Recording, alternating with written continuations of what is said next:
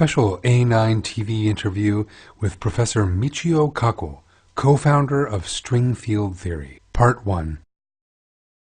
Michio Kaku, the famous scientist of Japanese ancestry, is a theoretical physicist born in the United States of America. One of the most prominent physicists of recent times, Professor Kaku has written many books and has appeared in countless radio and television programs. Michio Kaku is known for his contribution to the popularization of science and has researched such subjects as black holes and the expansion of the universe.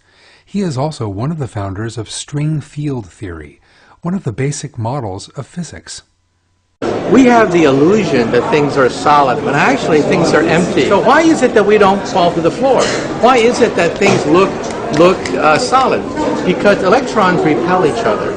So I'm not really standing on this floor because electrons don't like each other. They repel each other, and that's why we have the illusion that things are solid, when actually there's nothing here. Things that are solid are not really solid at all. We have the illusion that they're solid. But we think of reality as being solid, but it's really not that way at all. So we're living in our brains. In some sense, when you look at the mirror, you're not really looking at yourself. In a mirror, you're looking at yourself as you were 2 billionths of a second ago, because that's the time it takes for light to go from your face to the mirror and back again. And then according to quantum mechanics, your face is actually a wave. You're actually vibrating.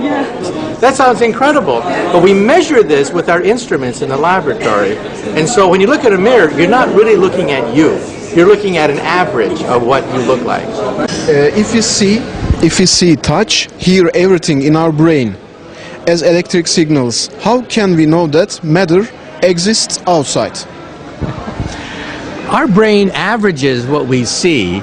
So you're asking the question, is it possible to fool the brain? And the answer is yes. But the question is reality fake? I mean, is everything we see around us fake? You think this is reality, but it's really not. It can be an holographic universe.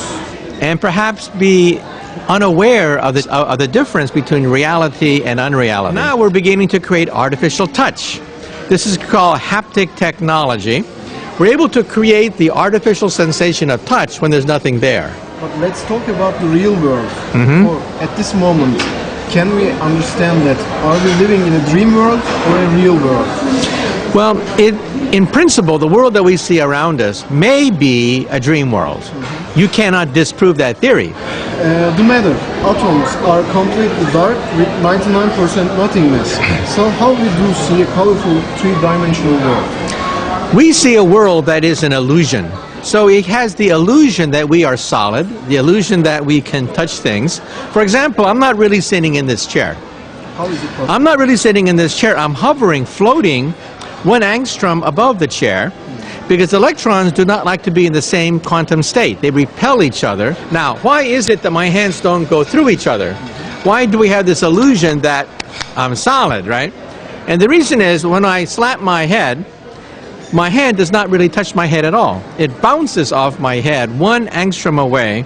So we have the illusion that things are solid when actually things are not.